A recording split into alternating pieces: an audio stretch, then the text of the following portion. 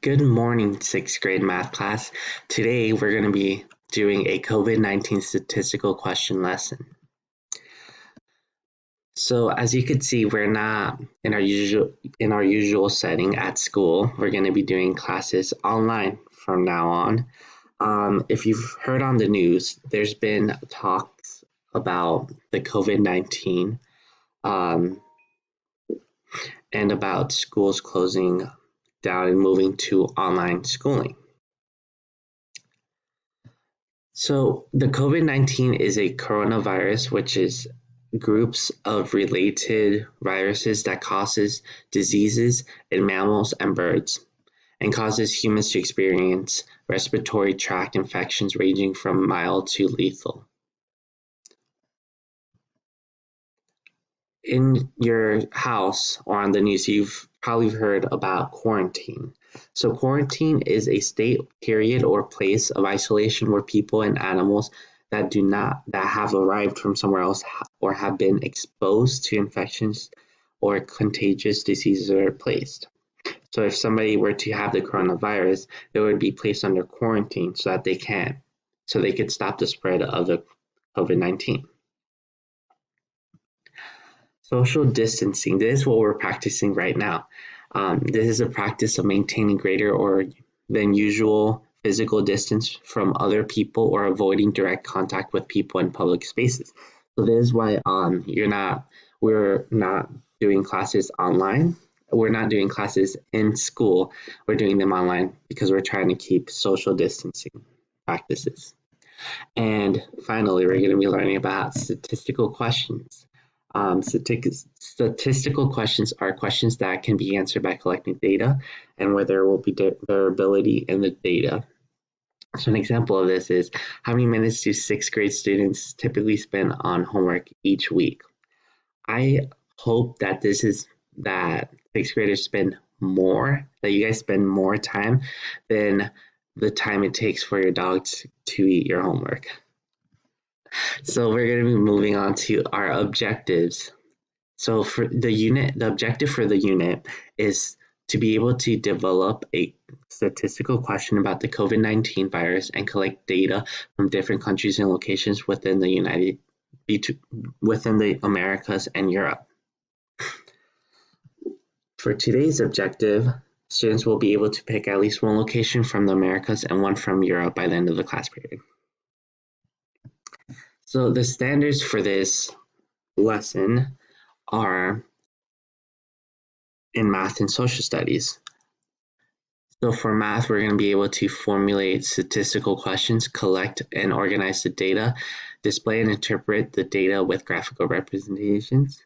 And for social studies, we'll be focusing on forming research questions and using a variety of information resources to obtain, evaluate, and present data on people, cultures, and developments in the Europe and the Americas.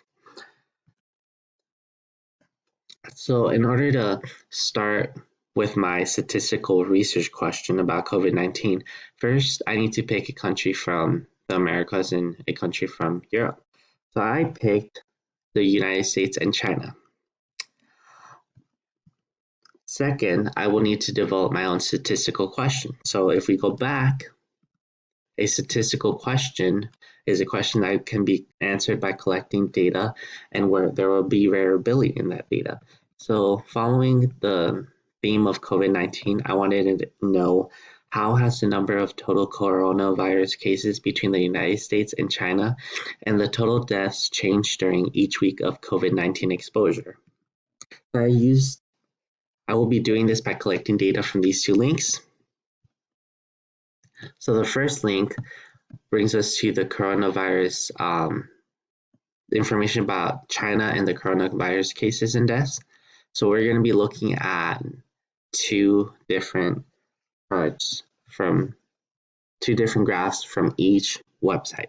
So the first one we're going to be looking at is the total cases. So for each graph, I will be looking at the data it starts on, and I will be using China as an example. I will be using China as our starting point, because if we go to the United States, The United States, since the coronavirus didn't originate in the United States, their period of total coronavirus cases starts later than China's.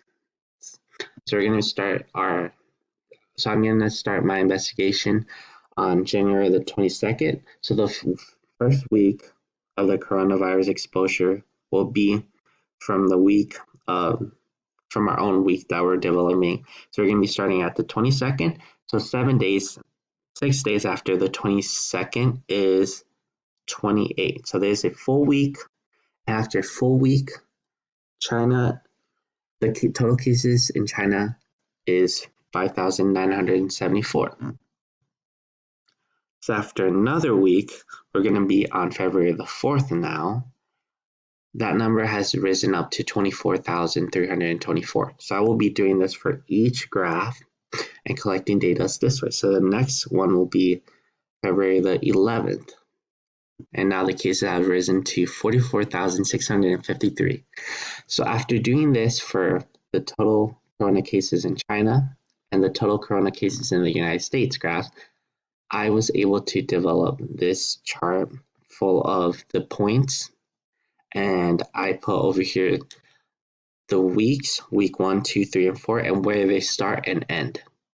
And as you can see here in the United States, the total cases started off in week 4 because the virus originated from China. So it had 3 weeks to grow in China, while in the United States it only started happening until the 4th week. So I did this for the total coronavirus deaths as well. So going here, I went down. It tells you a lot of information in different graphs, but we're going to be looking at this one. I did the same for this one. So the 22nd to the 28th. So after the first week, there's 132 deaths.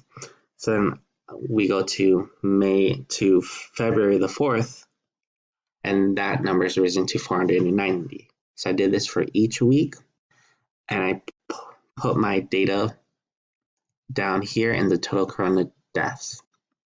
So for my question, I decided to use a line graph to represent the data points that I was getting and see how the trend, what the trend was for the graph.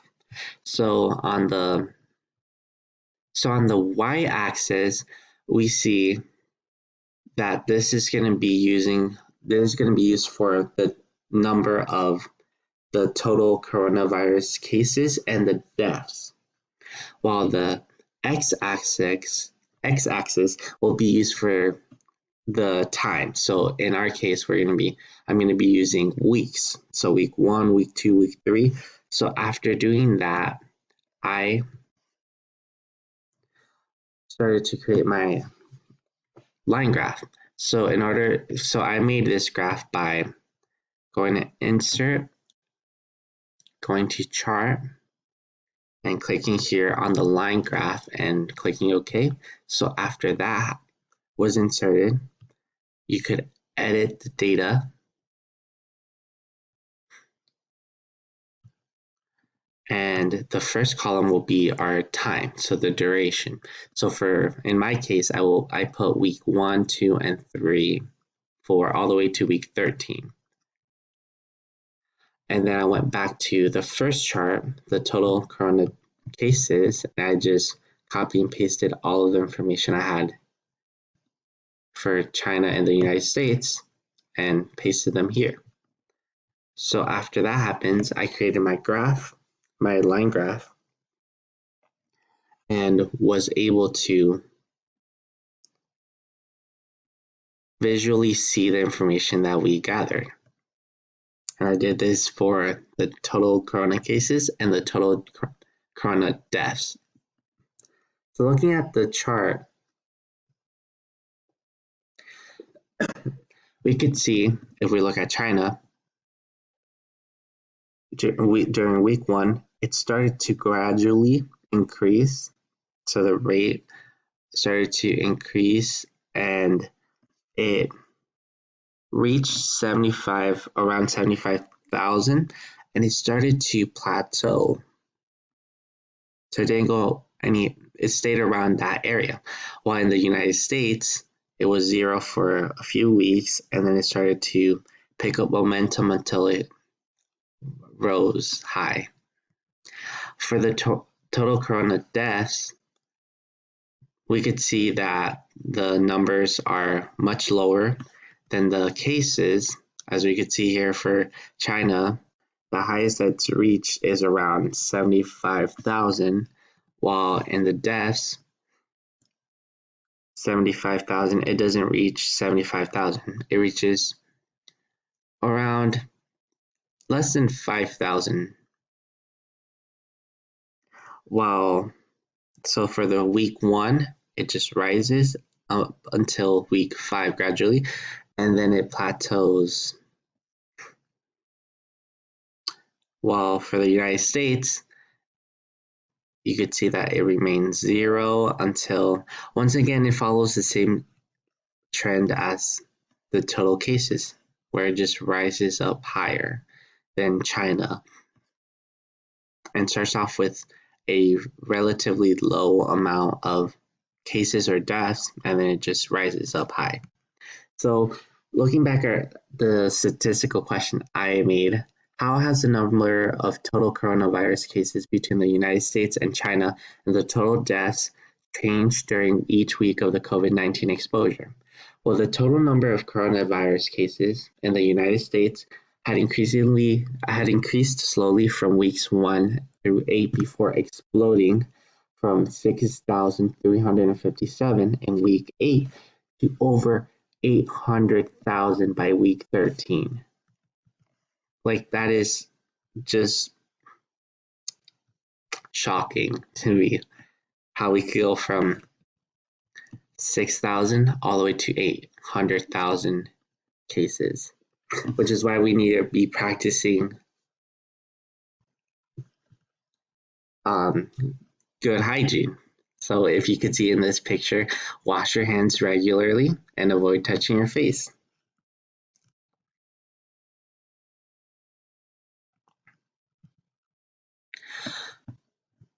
And that's in like 5 weeks of, that's 5 weeks of growth that it took to go from 6,000 to over 800,000. For China, the total number of coronavirus cases in China had risen gradually between weeks 1 and 4 before leveling off at around 80,000. And the total number of coronavirus deaths in the United States seemed to grow very, very fast near the later dates. From weeks 1 through 5, there were 0 deaths, and during weeks 6 through 13, the rate of deaths quickly grew to over 45,000. So you can see that here. 0, and then it just grew to over 45,000 between the weeks of week 6 and 13. And in China, the total number grew from week 1 through 5, starting at 132 deaths, to having 2,715, as you can see here. And then it started to plateau after that to around 3,000. So I used a line graph, but there's many other graphical representations that you could use. There's the stem and leaf plot, there's circle graph, there's frequency tables, there's line plots, there's box and whiskers, there's histograms. So for when you're going to be doing your statistical research question about the COVID-19, about an aspect of the COVID-19, you're going to be using a graphical representation. These are just suggestions that you could use. So in conclusion,